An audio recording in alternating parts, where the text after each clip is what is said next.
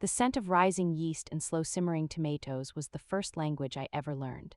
It was the language of my grandmother, her hands dusted with flour, her voice a low hum that was as much a part of the recipe as the oregano and basil.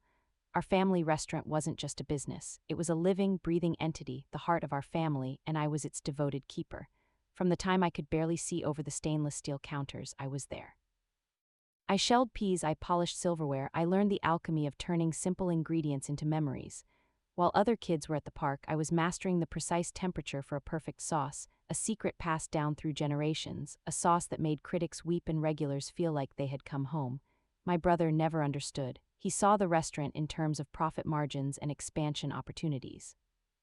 He had a business degree and a smile that could sell sand in the desert, but he had no soul for the food. He saw the long hours I put in, arriving before the sun and leaving long after the last table was cleared, not as dedication but as a lack of ambition. He thought I was content to be a simple cook, a cog in the machine he wanted to build into an empire. I was the heart, but he was the face, the one who charmed the journalists and shook hands with the investors. I didn't mind.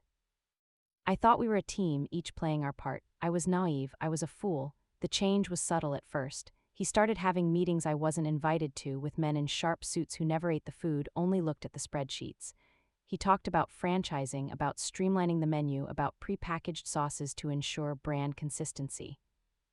I argued with him, my voice raw with passion, trying to explain that the magic was in the process, in the fresh ingredients, in the very soul we poured into every dish. He would just pat my head and tell me not to worry my little cook's brain with the complexities of modern business. He said he was securing our future. He was, in fact, stealing mine. The day he took it all was a Tuesday, our busiest day. I was in the kitchen, sleeves rolled up, my hands deep in dough for our signature bread, the rhythm of needing a familiar comfort. He walked in, not in his usual casual clothes, but in a suit so sharp it could have cut glass. He was flanked by two of the spreadsheet men and a lawyer I didn't recognize. He told the kitchen staff to take a break. He didn't look at me, not directly. He looked at a spot on the wall just over my shoulder as he handed me a sheaf of papers. He told me that our father, in his failing health and dwindling lucidity, had signed over complete control of the family corporation to him. He said that as the new sole proprietor, he had decided to take the restaurant in a new direction, and that new direction did not include me. The words didn't register at first. It was like hearing a foreign language, the sounds making no sense. This kitchen was my home, the staff were my family, the recipes were my inheritance. He couldn't just take them away, but the look in his eyes, a cold, flat triumph, told me he could, and he had. He told me I had 1 hour to gather my personal belongings. He had hired a new executive chef from a trendy downtown restaurant, a man famous for foams and deconstructions, who would be arriving shortly. My brother said my peasant food was holding the brand back. Peasant food. The dishes our grandmother had brought over from the old country, the dishes that had built this entire legacy. He had a security guard with him, a large, impassive man who stood by the door as if I were a common criminal. I looked at my hands, covered in the dough that was meant for that evening's service. I looked around the kitchen, at the copper pots that had belonged to my grandmother, at the worn spot on the floor where I had stood for 20 years. A rage so pure and so hot it felt like it could melt steel burned through my shock. I didn't say a word. I slowly, deliberately washed my hands, took off my apron, the one with my name embroidered on it, and folded it neatly, placing it on the counter. I walked out of the kitchen, past the pitying looks of the waitstaff who had been listening from the dining room. I didn't take anything. My personal belongings were not in the locker. My life was in the very walls of that building. As I walked past him, he had the audacity to smirk.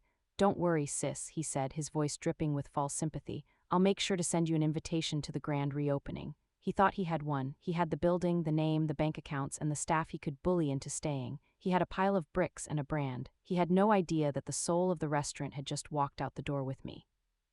He could replicate the menu, he could buy the same ingredients, but he could never, ever replicate the one thing that made it all work, the secret to our grandmother's sauce. It was a recipe that had never been written down, a complex blend of herbs and spices, a precise multi-day cooking process that was passed down from memory to memory, and I was the only living person who knew it. He had stolen the body, but I had taken the soul, and a body without a soul is just a corpse waiting to rot. As I stepped out into the cold afternoon air, homeless and jobless, I felt a strange sense of power amidst the despair. He thought he was at the start of his reign, he was at the beginning of his end. The war for our family's legacy had begun, and he had just handed me my only necessary weapon, the truth. The first few weeks were a descent into a gray, featureless existence.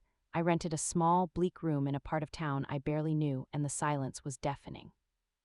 For my entire life, my days had been a symphony of sounds: the clang of pots, the sizzle of garlic and hot oil, the boisterous laughter of the kitchen crew, the murmur of happy diners. Now there was only the hum of a sad, empty refrigerator and the sound of my own hollow breathing. My brother's grand reopening was a splashy affair.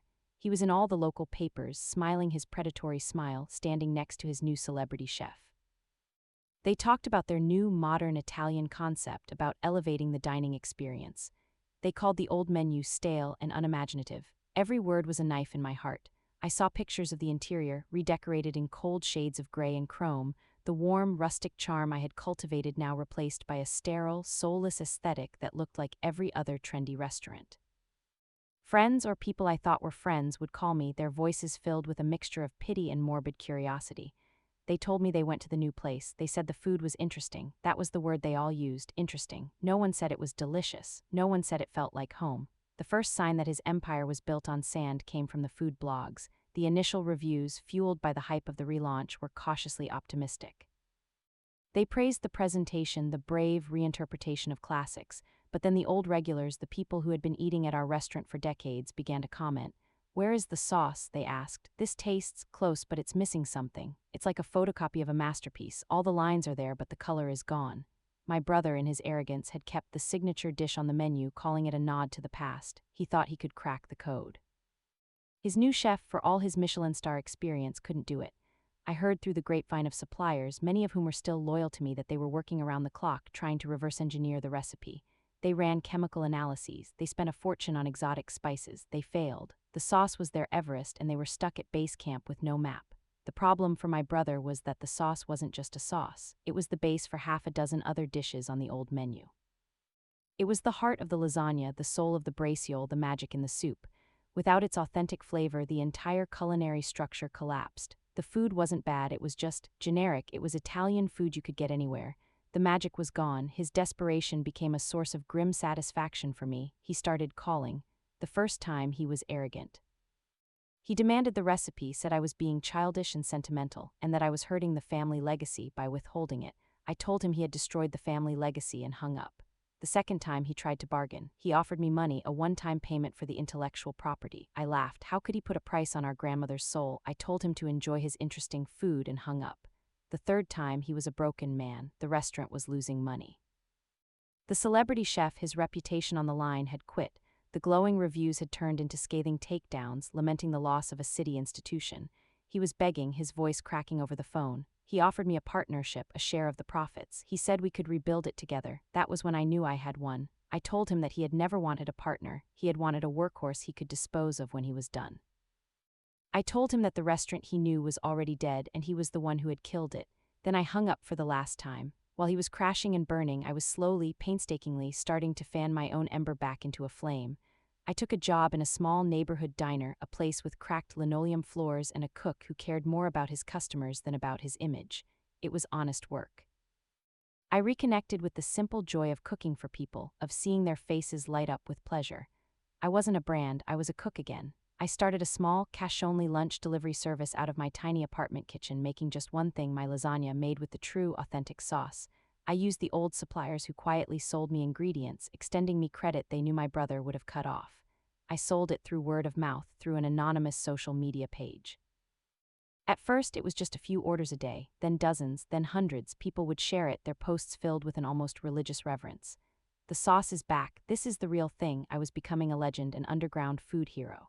The ghost of the restaurant he had killed was now haunting him, serving up the very soul he had tried and failed to replicate. I was saving my money, every single dollar. I was making a plan. My revenge would not just be his failure. My revenge would be my success, built on the ashes of his arrogance. He had taken my past. I was about to build a future he couldn't even imagine. The end for him came faster than I even expected. A business built on hype and no substance is a house of cards in a hurricane. Without the loyal base of regulars and with a reputation for overpriced, mediocre food, the restaurant became a financial black hole. He had taken out massive loans to pay for the renovation and the celebrity chef's salary, leveraging the restaurant's name and history as collateral. It was a history he had publicly trashed, and now the banks were calling in their markers. The foreclosure notice on the door of the restaurant was a public declaration of his failure. The local news, which had celebrated his grand reopening, now covered his spectacular downfall with equal glee. They interviewed angry food critics and heartbroken old customers. My name was on everyone's lips, the lost keeper of the flame, the one who got away. He was a laughingstock, a cautionary tale of a man who inherited a kingdom and burned it to the ground. My lunch delivery service had by this point become a phenomenon. I had rented a commercial kitchen space and hired a few of the old staff whom my brother had fired. We were a small, tight-knit team, bound by our shared history and our love for the food. The demand was so overwhelming that we had a waiting list weeks long. I hadn't just been saving money, I had been talking to people. I told my story to a few trusted, wealthy customers, people who understood that a good investment wasn't just about numbers, but about passion and authenticity. They saw the lines for my lasagna. They saw the fire in my eyes. They believed in me. When the bank put the restaurant up for auction, my brother wasn't even there. He was buried in lawsuits and debt. I walked into that auction not as a victim, but as a bidder. I had a consortium of investors behind me and a quiet, unshakable confidence. We bought it. We bought the building, the name, the fixtures, everything. We bought it for a fraction of what it was worth, a price determined by the failure he had created.